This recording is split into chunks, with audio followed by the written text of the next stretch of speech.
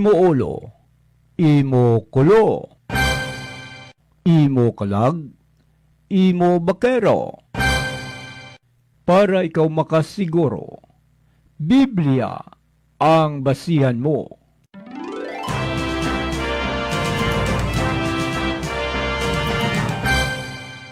Diri sa Kape kag Pandisol.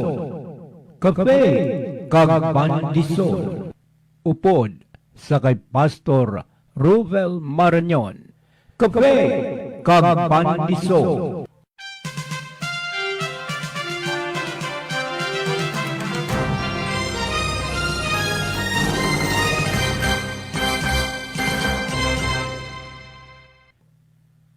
Kagkaron ang alagad sang Ginoo.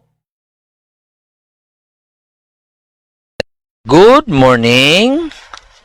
Good morning. Good morning. Samtang nagapangapi ka mo, kag nagakaon sang pandesal sa sining kagahon, upod nyo naman liwat. Si Pastor Robel Marañon nga magpanga-faith kag magkaon pandesol. Kaini nga programa ginatiguluhan ka-faith kag pandesol para ang ato na faith mag-increase kag aton nga soul makakaon sang pulong sang Ginoo. Buksan ta ang aton lang ginabasihan, wala natasang iban nga ginasandigan ang nagasugid sang kumpleto nga kamaturan ang pulong sang Ginoo nga nakasulat sa Biblia. Kay ang topiko ta subong mga biyan kag mga utod ko kay Kristo Jesus, Christian freedom. Kag mabasahan ta lang na sa Galatians chapter 5 verse 1 sa Hiligaynon nga version. Buksin niyo mga Biblia dira. Akon pagbasahon, sunda lang sa inyong mga mata. Galatians chapter 5 verse 1. Hiligaynon version. Ginhilway kita ni Kristo agud indi na kita pag-ulipunon sang kasugoan ni Moises. Gani magpakalig-on kita sa aton pagtuo kag indi na kita magpaulipon pa liwat. Christian freedom part 1. Mo naman ning aton nga bag-o nga topiko kay kaklaro gidra ang pulong sa Ginoo. The Bible states emphatically, no? Sa ginbasa naton to sa Ilonggo sa Galatians 5:1, ibasahon tabla sa King James Version. Siling dire, stand fast therefore in the liberty wherewith Christ hath made us free, and be not entangled again with the yoke of bondage. Ang kita nga mga tumuluo are free in Christ. It is for freedom that Christ has set us free. Antes napatay si Kristo sa cross, God's people live under a detailed system of laws. Sa Old Testament, amo gining kakatabo that serve as a moral compass to guide their lives. Detalye gina nga ginatingwaan nila nga sundon ang layi, the law. While it is powerless to grant salvation ng layi or produce sang tuntun nga kailwayan, nevertheless, it pointed the way to Jesus Christ. Basahon tabla sa Galatians chapter 3 verse 19 to 24. Galatians chapter 3 verse 19 sinindra to 24. Wherefore then serveth the law? It was added because of transgressions, till the seed should come to whom the promise was made. And it was ordained by angels in the hand of a mediator. Now, a mediator is not a mediator of one, but God is one. Is the law then against the promises of God? God forbid. For if there had been a law given which could have given life, verily righteousness should have been by the law. But the scripture had concluded all under sin, that the promise by faith of Jesus Christ might be given to them that believe. But before faith came, we were kept under the law, shut up unto the faith which should afterwards be revealed. Wherefore, the law was our schoolmaster to bring us unto Christ, that we might be justified by faith. So, kaklaro sang pag-explikar nga hindi man to wala sang koneksyon, kundi interconnected ang mga ang katabo sa Old Testament. It pointed to Jesus Christ. Kag sa sacrificial death ni Kristo Jesus, na ginfulfill niya ang law, setting believers free from the law of sin and death. Siya duman kasakit, kag kinanglan gi sa mapatay, pero amo lang ginang pamagi that the believers will be free from the law of sin and death. God's laws are now written sa aton tigipusoon through the Spirit of God. Kag libre kita kaayo nga magsunod kag magserbisyo kay Kristo Jesus sa pamaagi nga ma-please siya kag mag-glorify ang iyang ngalan. Nasulat na sa Romans chapter 8 verse 2 to 8. Medyo malawig siya, pero kinanglan tagid basawon. Romans chapter 8 verse 2 to 8. Sinindira, for the law of the Spirit of life in Christ Jesus hath made free from the law of sin and death. For what the law could not do, in that it was weak through the flesh, God sending his own Son in the likeness of sinful flesh, and for sin condemned sin in the flesh, that the righteousness of the law might be fulfilled in us, who walk not after the flesh, but after the Spirit. For they that are after the flesh do mind the things of the flesh, but they that are after the Spirit, the things of the Spirit. For to be carnally minded is death, but to be spiritually minded is life and peace. Because the carnal mind is enmity against God, for it is not subject to the law of God, neither indeed can be. So then, they that are in the flesh cannot please God. But you are not in the flesh, but in the Spirit. If so, be that the Spirit of God dwell in you. Now, if any man have not the Spirit of Christ, he is none of his. So, ginsugpunan ta pagid sa verse 9 kag 10.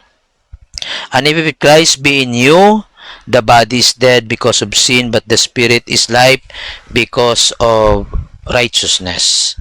Amo na nga dra naton maintindihan nga wala sang iban nga naghatag sa aton sang kailwayan kundi si Kristo Jesus lang gid. Masakit man, pero ang pamaagi niya nga ang iyang lawas napatay gid sa cross para ang tanan nga tuo sa binuhatan sa cross manginhilway. Ang kamatayon nga para dapat sa aton nangin substitute siya para makahatag sang kahilwayan sa aton. Amo na nga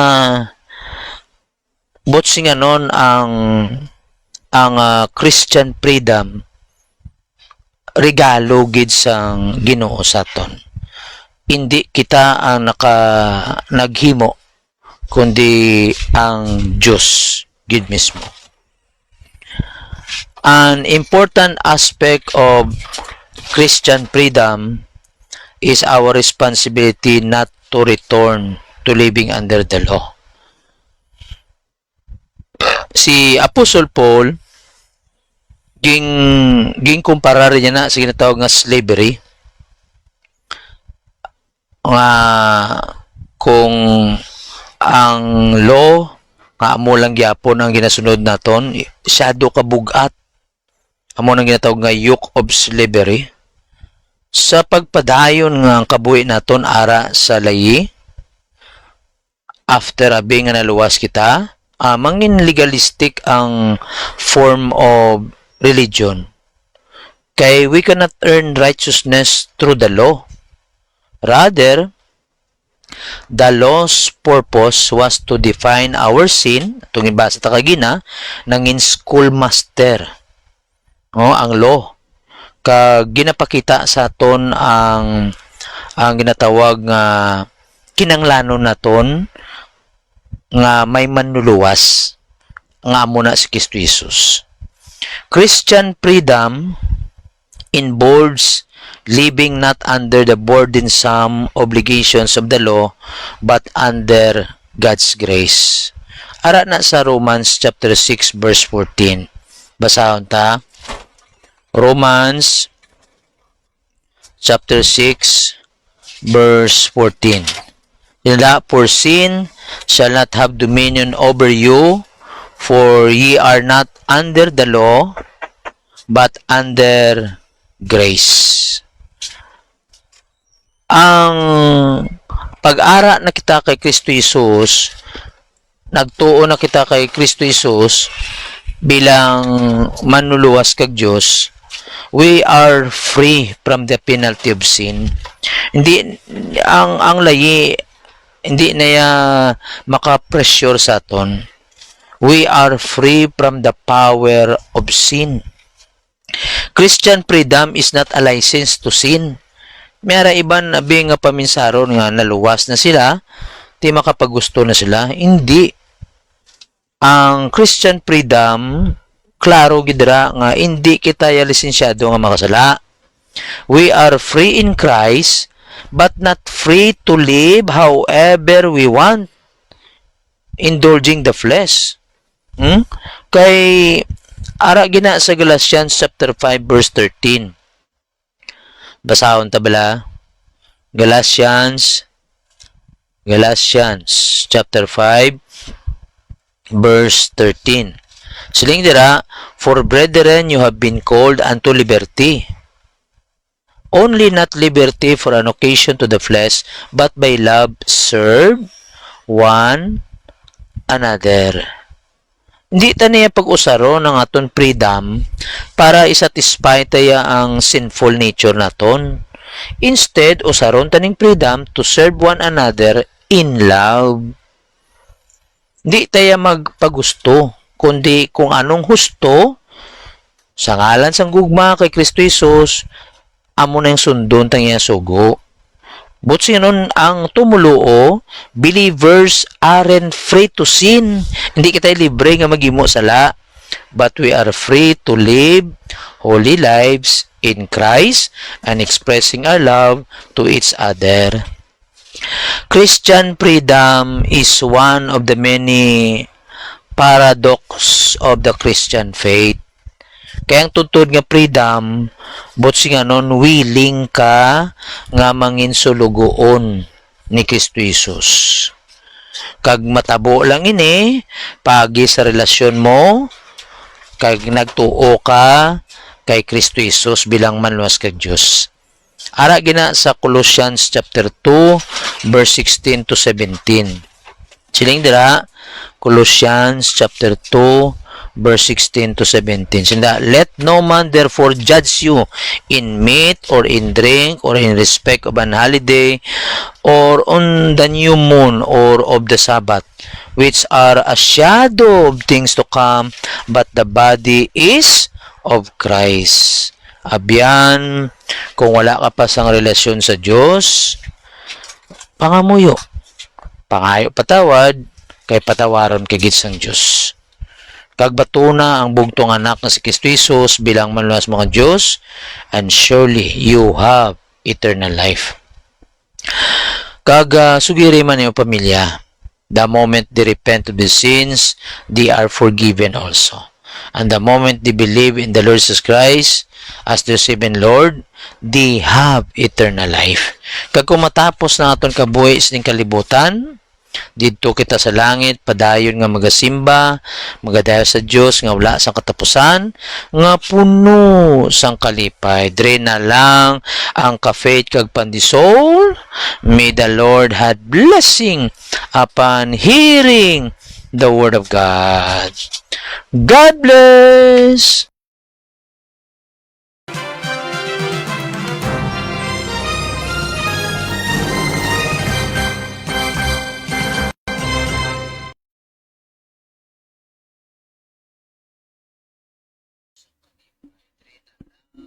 Godly morning sa tanan nga nagaupod sa subong programa ka-faith kag pandisol. Salamat gid sa tanan-tanan nga nag-join kag ang akon nga greetings diri sa inyo. Keep on praying for God's will to be done. God bless us more abundantly. Sang nagligad ang ato nga topic, nakatapos na kita no sa part 4 sa contribute to world evangelism. We have 101 views and 8 hearts and likes. No, so salamat gid. Kag sa subong nga nagaupod sa aton si Tatay Jess Reyes. Thank you so much, Tay. Kag sa tanan nga Reyes family, God bless sa inyo. Ari mandre si Coach Aliri Sumusot is watching. Thank you so much, Coach Al. Kag sa regards man da sa kay Sis May, kay Isi, kay Marie, sa imo sister, kag sa tanan nga Montaño, kag Sumusot family, God bless sa inyo. Thank you so much man kay Bro Juban Bustamante. Thank you so much, Bro Juban. Praying nga makapabalas ka na buwas. Damo ka na absent. Okay. Sa sako man si Bro Juban, no? So, Bro Juban, kag agaran da mga friend na to na. Regards mo da kay misis mo, sa duwa mo da ka sulog. Kag sa tanan nga Bustamante family, God bless sa inyo. Kag sa mga upod naton da, mga fishermen, mga cook, God bless gid sa inyo. Thank you so much man sa kay Nanay Concordia Carbonel Putong is watching. Thank you so much, Nay. Kag sa tanan nga Carbonel kag Putong family, God bless sa inyo. Thank you so much man sa kay Ma'am Grace Kasuyon mo yan is watching also. Regards lang da sa imo mga anak kag sa mga kasuyon kag Muyani family, God bless sa inyo. Kag sa mga co-teacher mo dira sa Middle Elementary School. So, God bless gid sa inyo. Thank you so much man sa kay Nanay Gloria Padilla Sumusot is watching. Thank you so much, Nay.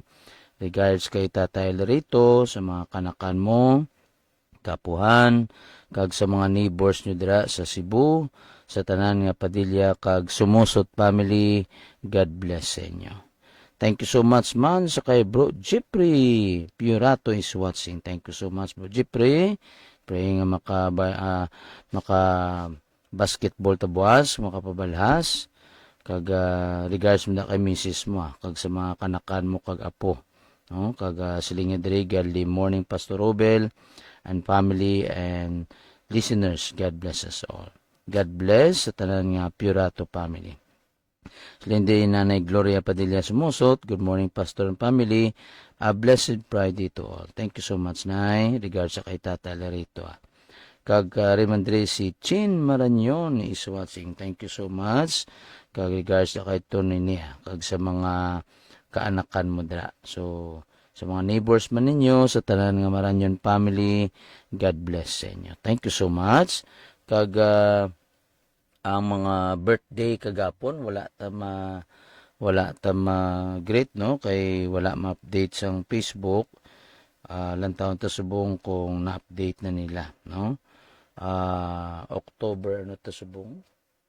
Okay, lantaon tabi kung ano ta nga kwan pizza subong nay pa October 24. So, ang na-posting nila dre, October 23. Birthday gani ni Lingling gapon. Happy birthday, Ling. Chudoro Villanueva ba? No, nang belated happy birthday. Kang ako ang classmate sa Lasal. Tats de la Piña Catalan. Happy birthday, man. Doon hindi na updated ang Facebook sa bungo. Puro na lang belated ang ato ni Grit. Jimpre Hampak, belated happy birthday, man. Andong Gilyado Dolores, kag si Poy Up to be na. Ibilin Losarita, Juan Gurone, ni wife ni Pastor, si Pastor Losarita, Romy Armada, belated happy birthday, kay Rodi Takiso, Rodi Gasataya Takiso, siya man nagiligapon. So, buhay na no. Tani ko ma-update nila do hindi nila updated subong. Sige lang. So sa mga may mga birthday sa sinigidyang adlaw, happy birthday sa inyo. So kung may mga kilala ka mo, kindly post kay para mag-greet naton sila. No? Kagalan taon ta dibi sa ang taon tanay maplangga. Bro Eliong, thank you so much sa mga pag-heart. And then si Ma'am Grace, Kasoyon Moyani, Bro Jeffrey, Bro Juban, Coach Al na amo ni mga naga-hearts kag naga-like sa subong adlaw. Dan taon to sa Facebook kung sino mga birthday dire. Happy birthday, mother. Si Kwan, si okay, yun ni. Tasipin Banjula. Happy birthday sining adlaw. Kag ay niya ti rest in God's loving arms or there is Lola no gin-post ni Ma'am Lucilin. Anisita Espanilla Aguana. Okay? Are padre. Tanta kung may mga birthday padre. Okay na. Okay, sige. So, sa tanan na may birthday, happy birthday sa inyo. Praying ang inyong mga prayer requests, mahatagid sa Ginoo sa inyo, according sa perfect nga time.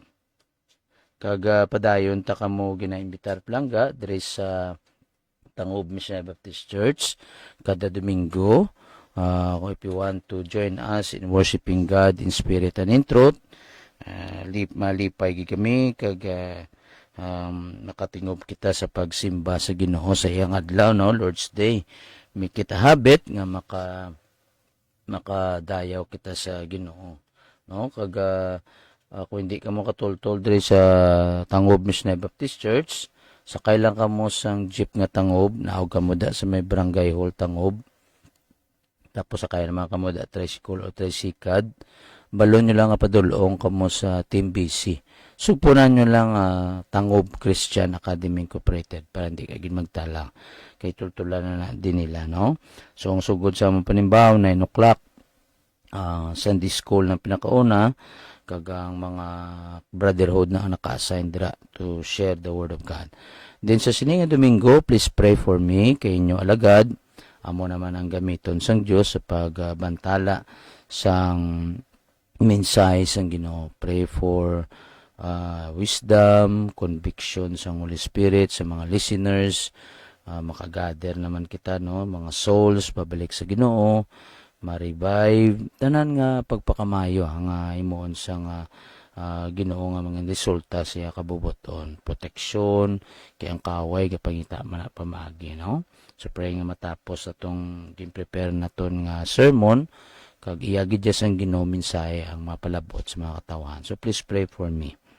And then pagka po na may fellowship kami sa brotherhood mga 2 o'clock or 3 o'clock, brotherhood, women's, midlers, midlights, kag young people. And then, pagka 4:30 or 5 o'clock, vesper service naman na. Kag iba-iba na mga pastor nakasign da. Thank you so much, Sis Irene Palada sa this watching. Thank you so much regards sa kay Mr. mo kag sa mga kanakan mo. Sa tanan nga Palada kag sa the family, God bless sa inyo.